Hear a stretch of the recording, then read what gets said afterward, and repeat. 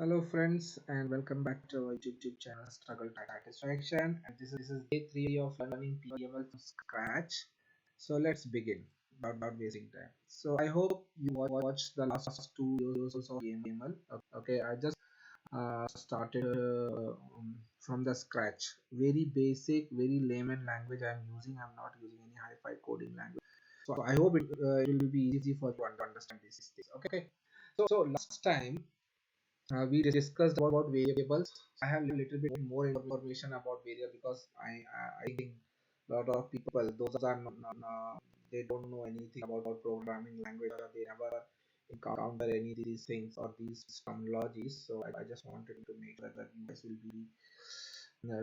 will not take any stress while learning this. Okay. So variables. Okay, not yet finished. So I just wanted to something more in that.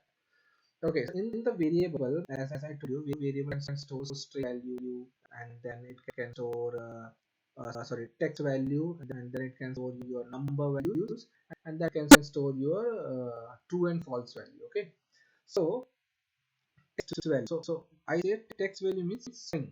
Okay, string is nothing but your text. Just don't get confused when I say string. Okay, so string is used for to be precise. If I say used for, okay, where it's going, bottom, yeah, used for. So string is used for what? So it can store names like pipe, right? You have pipe, instead it can store pipe name. It can store the description, right, of a pipe or of a component of all, anything, whatever you want to store. So you have descriptions in E3D. You know that in the attribute section you get all these attributes, that name, description, to log, build, owner, all these things, right? So name, description, then you have labels, tags, you can say labels, or any message that you want to print, right? Hello world, that's very common message whenever people learn coding language. Yeah, or any sort of message, error message, anything. So message, so everything written in string. So let's take an example. Let's say name, sorry, name, yeah, name. So name is equals to single inverted comma and then pipe dash 100. So this is how you're gonna save a string with value or a text value to a string variable, right? So this is how you're gonna store it, always in the single quote. Make sure, okay, always in the single quote. Don't forget about this. Okay, now the next variable, that is called as real. So real means nothing but here the numbers. Okay, numbers. So numbers, it can be uh, basically it's a real data type is a real, so it can store the numeric values in the decimal form also. Like you can store numbers like 10 or 50 or 30, or if you want to store a decimal like in the temperature, so you have 65.2. so everything decimal or without decimal, it will treat it as a number only, right? So again, what is this used for?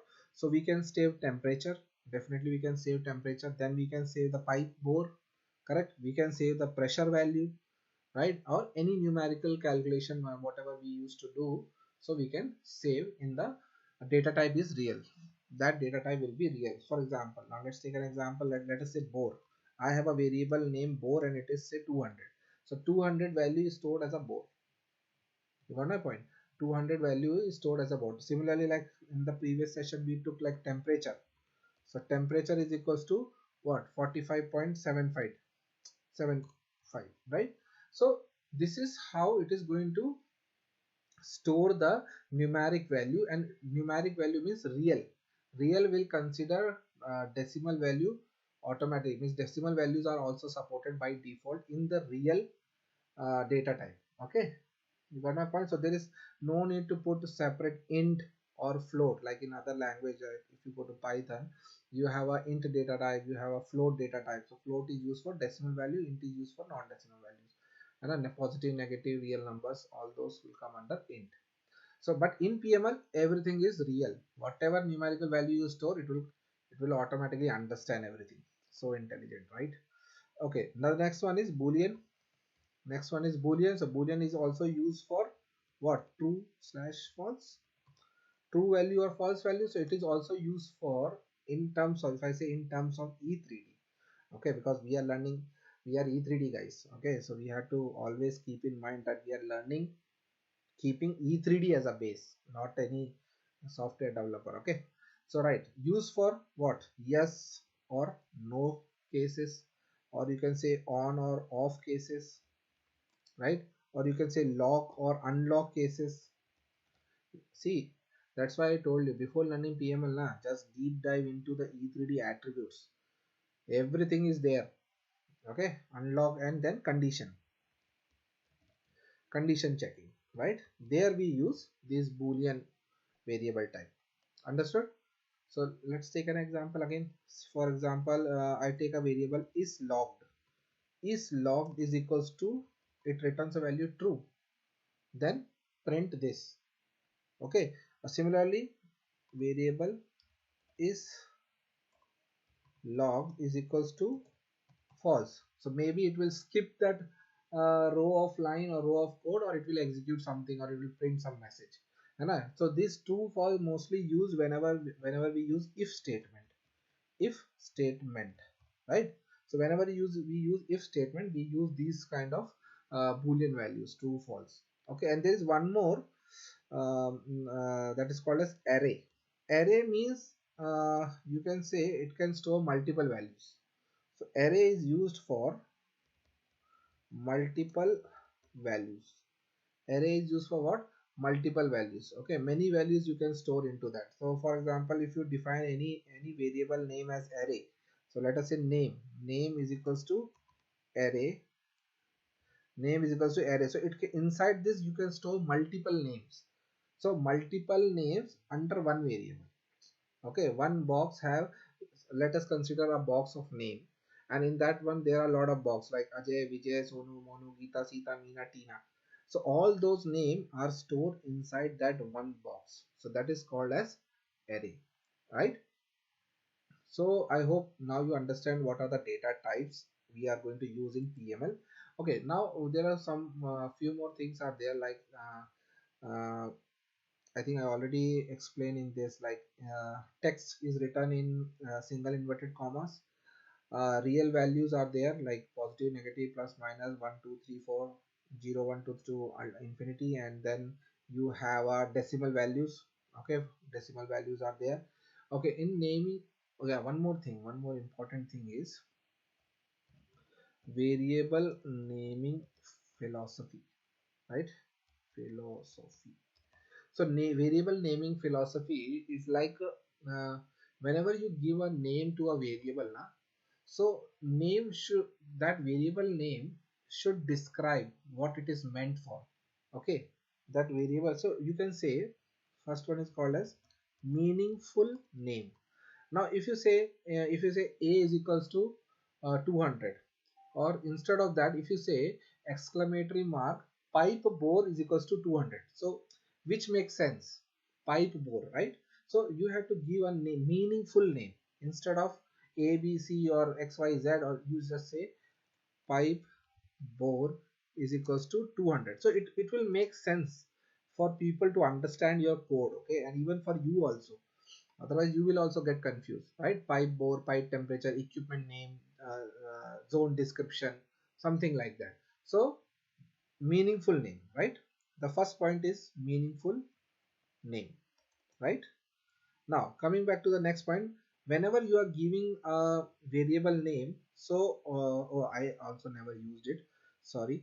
Always use lowercase, because I'm using this notepad. When you use Visual Studio Code now for your coding and all, so automatically it will come. So lowercase name, right? For example, I will write down in lowercase, so sorry, uppercase, pipe bore. So your variable name should be in lowercase. That will be the best practice whenever you are giving a variable name. Okay, third point is never, sorry, never starts variable name with numbers. Okay, so your variable name should not be like this, like exclamatory mark 1 temp. No, go for simple temp, or use underscore. okay, or use underscore. That will be the best way of giving the name. Or even though do not never use what dot in variable name. In variable name, never use dot. Means your variable name should not be like this, temp dot pipe. No. Okay, you want to use temp dot pipe, then you can use temp underscore pipe. Go for it. Yeah, but or else without space you can you can simply go for like temp pipe. What is the problem? No problem in that, right? So that's how you're gonna define the variable naming. Okay, right? I hope till here you don't have any doubt. Okay, now why to make it boring? Now let's go do some coding now. Okay, so we are using here pipes if statement. I will explain if statement very thoroughly in the upcoming videos, but just to make you guys make you excited, so I just write a code. Okay, let's say I made a variable pipe 10. I made a variable pipe temp, and I will store a value of 65.5, right? And I will write a if statement. So if what, this variable name, if this variable temp pipe temp value is greater than 50, is greater than 50, close the bracket, then what happened? Then dollar $p, dollar capital P will come. Okay, so dollar $p and value. So value will be single exclamatory mark, high temperature, high temperature pipe, and single exclamatory mark, right? And after this else again give some space and dollar capital P space single exclamatory mark, low temperature, oh my god, low temperature pipe. Yeah, low temperature pipe. And you have to close the statement. And if, don't worry about this, I just wanted to write a program in front of you guys, that's why I written it. So what is the value, what is the output of this? Anyone can tell me? Just use the comment section, drop your message in that. Okay, what will be the output of this? I just wanted to know whether you guys are studying or not. Okay, right? So give me the output of this in the comment section, and then we will continue in the next video. Okay, so till then, bye bye, take care.